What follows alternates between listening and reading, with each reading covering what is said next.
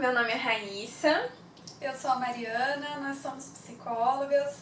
A nossa abordagem é a cognitivo-comportamental e a gente está aqui numa sequência de bate-papos. A gente vem falando sobre a mulher, sobre o nosso lugar, né, na sociedade, o tornar-se mulher, enfim. E hoje nossa ideia é falar um pouquinho dos homens. Isso. Né? Acho que ao longo dos vídeos a gente vem chamando a participação dos homens para comentarem, trazerem a sua opinião, as suas experiências.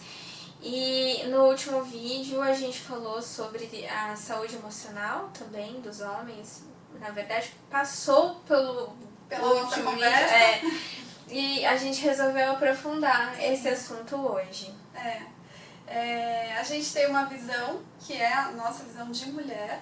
Então a gente desde já pede a contribuição de vocês, homens, principalmente, para agregar, para enriquecer a nossa discussão.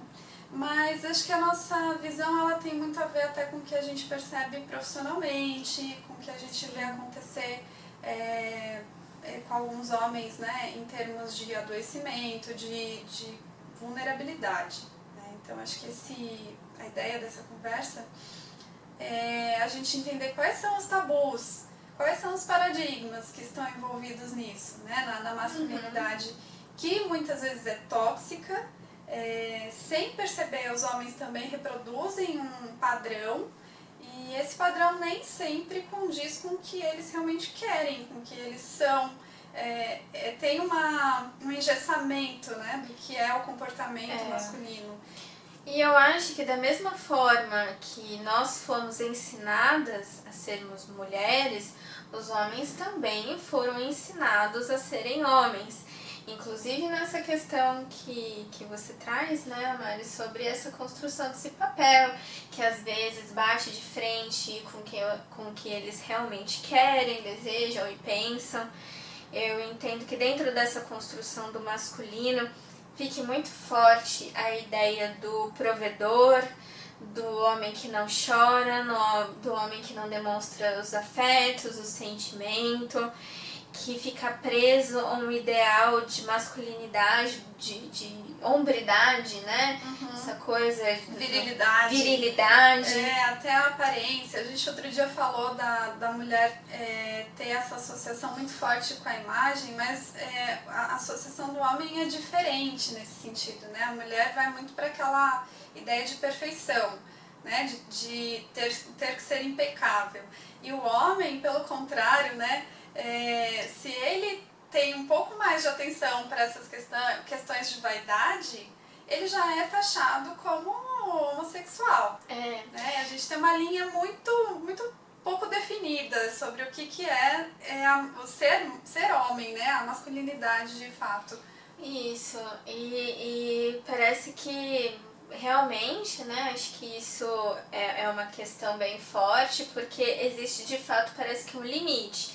Tudo bem eu me preocupar, apesar de muitos não se preocuparem nem um pouco, acho que podemos definir assim, né?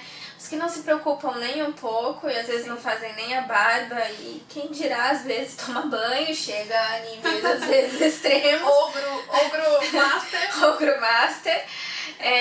Um meio termo, sei lá, vou colocar bem entre aspas aqui, mas até onde, sei lá, um limite aceitável, onde existe um limite aceitável de preocupação com a imagem. Sim. E aonde esse limite se excede a ponto de um julgamento dos próprios homens, e sim, acho que de várias mulheres, porque nós também reproduzimos, acho que essa ideia machista, de que, tá lá, e aquele se preocupa demais com a imagem. É muito engraçado, porque assim, também é outro ponto, né? O que é ser gay? Simplesmente se um cara se preocupa um pouco mais com a imagem, isso já caracteriza toda uma orientação sexual, não faz sentido nenhum.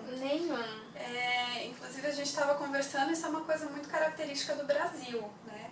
Se você for ver, os homens franceses, por exemplo, esteticamente eles são muito diferentes. né, de um homem brasileiro. Então, o homem brasileiro olha um francês, por exemplo, ele acha que o cara já taxa o cara como homossexual. Né? E eu concordo, acho que depois que se passa dessa ideal, né, do viril e tal, essas críticas em relação à sexualidade,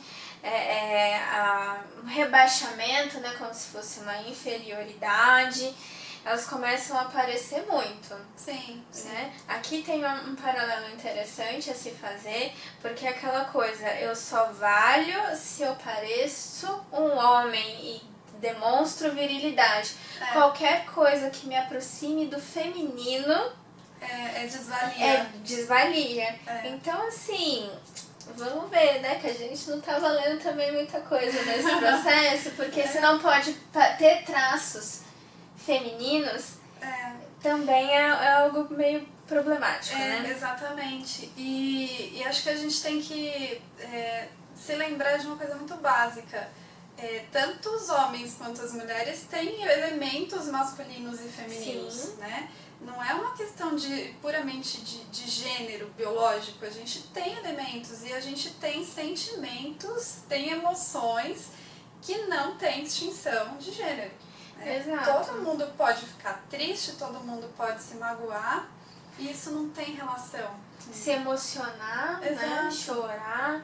E eu acho que muitas vezes os homens são educados ouvindo muito a frase de que homem não chora, e homem não demonstra fragilidade. Sim. E crescem fazendo a associação de que sentir é ser frágil.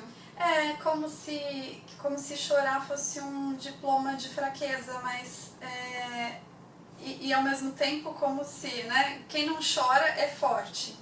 Ou seja, quem não chora não sente, não faz sentido de novo. Exato. Isso nos leva à reflexão da questão da saúde mental masculina, porque a Mari pode confirmar o que eu vou dizer, chega muito mais no consultório para atendimento psicológico mulheres do que homens. Sim. Elas buscam muito mais. Tem muito mais abertura para isso. Para cuidar da saúde emocional e falar dos sentimentos. Eu sinto, inclusive, que os homens se justificam mais quando eles chegam na terapia. Sim. Né? Eles demoram mais e se justificam. Eu estou ouvindo por isso, tem que ter um motivo muito claro. A mulher não, a mulher já busca no sentido de autoconhecimento com mais tranquilidade. Né? Sim.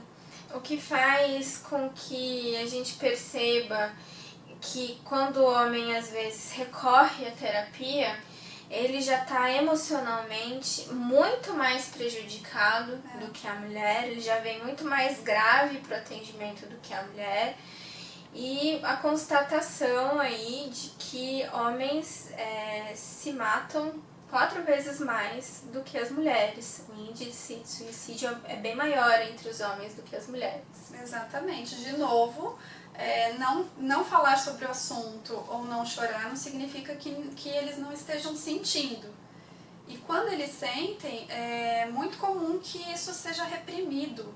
Né? Então, a gente vê claramente ainda na nossa sociedade que existe essa repressão, né? O homem não pode falar, e aí a gente até cai naquela questão que a gente já falou sobre relacionamentos, né? Da DR, a DR é sempre puxada pela mulher.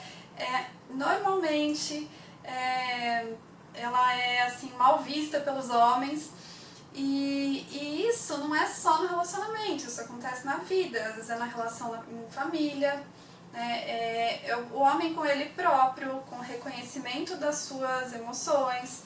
Então quando você não fala, quando você não dá espaço para isso, você chega naquele ponto em que você se vê diante de duas únicas possibilidades: viver desse jeito dentro dessa angústia ou interromper a própria vida. Né? E aí a gente entra na maior condição de risco para o suicídio. Sim. Né? Que é quando eles acabam levando, aí acaba essa ideia, né? Sim. E acho que a gente daí fala dos sentimentos, e eu vou trazer um outro elemento também, talvez, que seja fruto dessa masculinidade tóxica, E que daí também talvez entre nessa questão de relacionamento, enfim, tudo mais, que é a questão dessa ideia da virilidade do homem relacionada à quantidade de parceiras e de relacionamentos. Porque muitas vezes as conquistas e o número de parceiras é bem visto pro masculino, né? Sim, então, ao contrário do feminino, que não pode, o masculino, se ele não tiver um número elevado de parceiras, então é porque tem algum problema, né? Né? Então, assim, tô com vários... tô com vários contatinhos, ou eu pego todas, ou, né, essa ideia, e achar bonito falar sobre isso. Acho que são pontos interessantes pra gente avaliar. Então, assim, o se apaixonar, o se dedicar à relação, o se entregar a esse sentimento, é uma coisa que muitas vezes não é reconhecida pelo masculino, né? Tipo... Não. Eu diria até que é temida pelo masculino. Tem muitos homens que se veem em conflito quando eles precisam escolher ter uma parceira, né, fixa, ter um casamento. É muito comum ver homens em crise um pouco antes do casamento, né, muito mais do que as mulheres. As mulheres estão lá construindo aquela ideia do sonho, do casamento, e o homem, eu não sei se você tem essa percepção, mas eu vejo muito isso, assim, o homem ele passa por um período de crise como se ele estivesse vivendo um luto mesmo dessa masculinidade, é como se ele fosse perder algo muito, muito importante, algo vital para ele.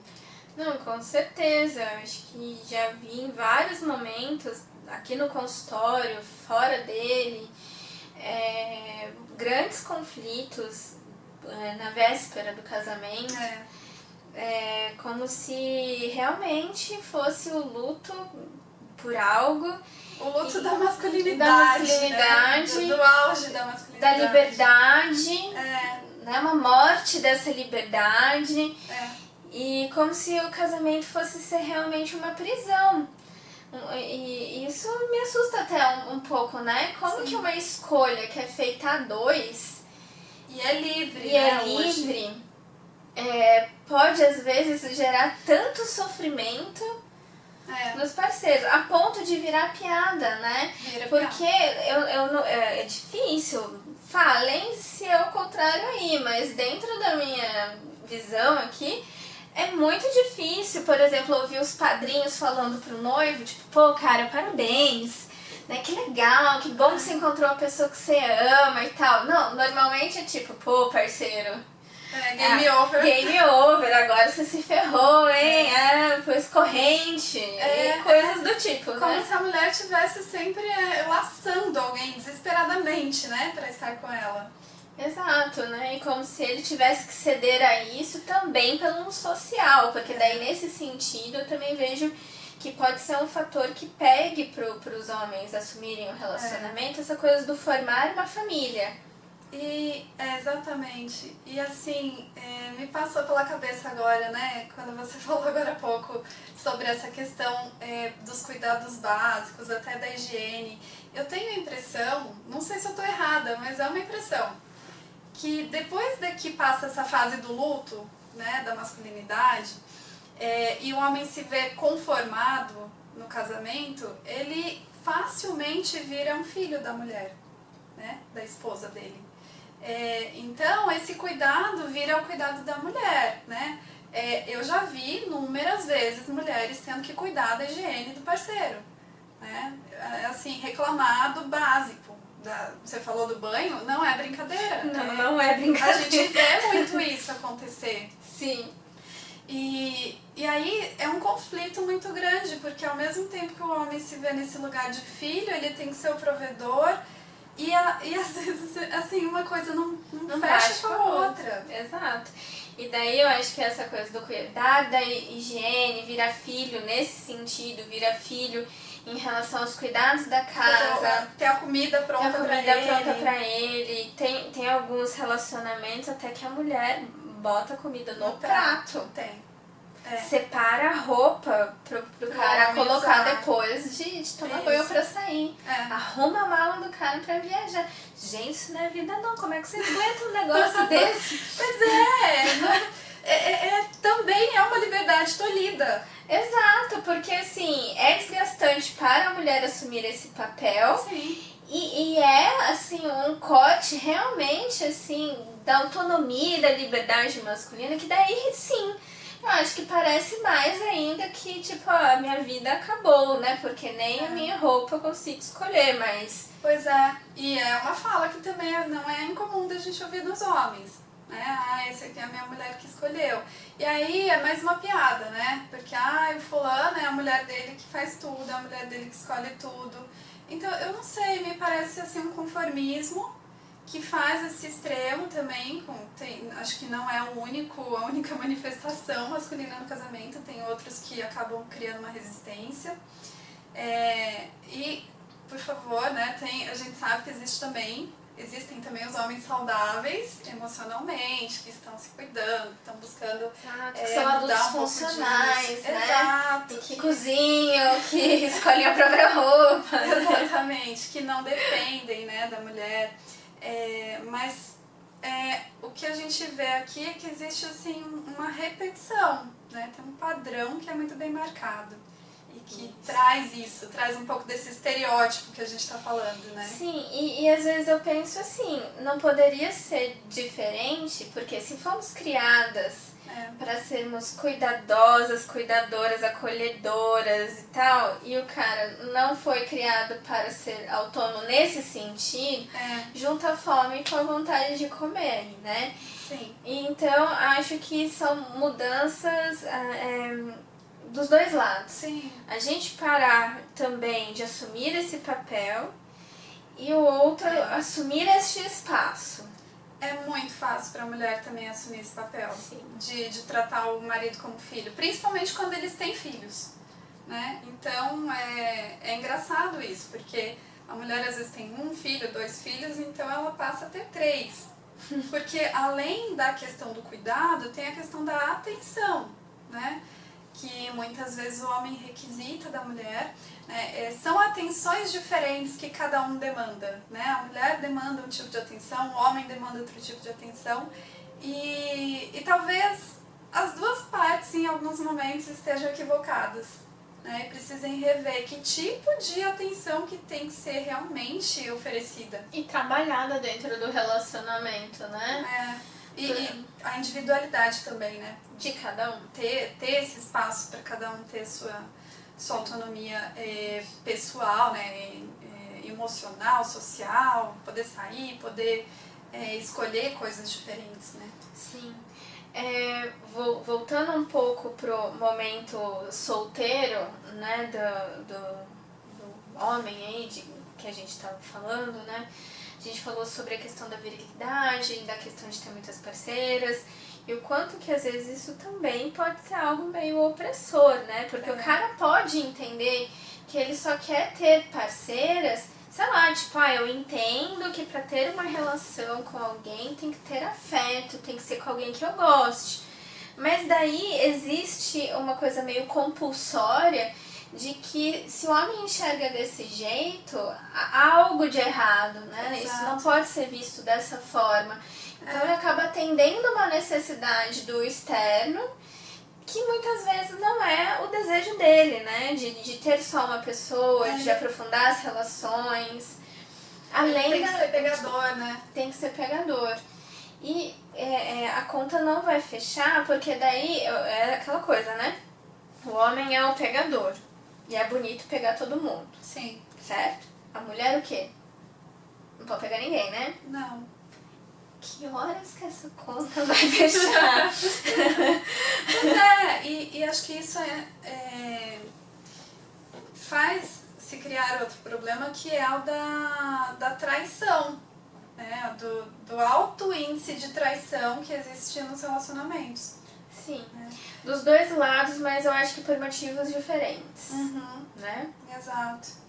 A gente banaliza, de novo, né? O tema principal nem era relacionamento hoje, mas a gente acabou entrando muito nisso, a gente banaliza o relacionamento em função desses estereótipos criados para o homem e para a mulher. Então acaba não tendo um cuidado, né, uma manutenção adequada, porque cada um está muito preocupado em manter o seu papel, né, o seu paradigma em pé. E a gente precisa conseguir desconstruir isso. A gente precisa conseguir parar de julgar. Eu acho que tem coisas pequenas que a gente pode fazer para isso acontecer. Né? Nós, como mulheres, também precisamos parar de julgar. Parar de olhar para um homem que é um pouco mais sensível e achar que tem alguma coisa de errado com isso. Exatamente. Como mulheres, eu acho que o recado para as mulheres seja esse, né? O quanto que também a gente precisa se colocar nesse lugar de quem também estranha, de quem também julga, de quem também né, avalia os homens dessa forma, de maneira preconceituosa, porque fomos criadas dessa forma para enxergar isso. Também é uma desconstrução da nossa parte. Muito grande. Muito grande. E eu entendo que para os homens, talvez, embora a gente tenha falado bastante de relacionamento, tá? Porque eu acho que é uma coisa que pega bastante no dia a dia, na vida das pessoas, e eu acho que o sexo no papel masculino tem também um fator muito importante, né? Mais às vezes do que para as mulheres, porque a gente foi ensinada a reprimir os nossos desejos, e eles não, então acaba tomando uma proporção maior, né? Mas também, além disso, de repensar sobre a saúde, porque tudo isso vai refletir na saúde emocional. A gente, em algum momento, talvez possa falar sobre saúde mental, emocional de uma outra forma, sobre transtornos mentais mais comuns, de uma maneira geral, para que seja entendido e compreendido que, independente para que lado a gente levou a conversa aqui hoje, é necessário que os homens repensem nas questões emocionais deles e na saúde emocional que eles estão tendo, né? E que banquem as suas características individuais. Né? Que assim como nós, mulheres, estamos fazendo um grande esforço para bancarmos as nossas opções, né? Hoje, as nossas desconstruções, que os homens também possam fazer isso, possam desvelar um pouco essa imposição que existe, né? Para que ele tenha um número X de parceiras, para que ele seja inabalável. E não é assim, e a gente precisa conseguir lidar com isso, conseguir naturalizar isso.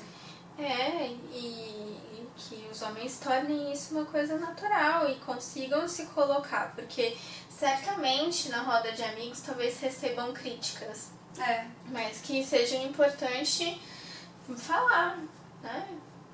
Falar, e daí? E daí? Eu ia falar isso. Eu acho que essa palavra, né, essa expressão é uma expressão que a gente deveria usar mais.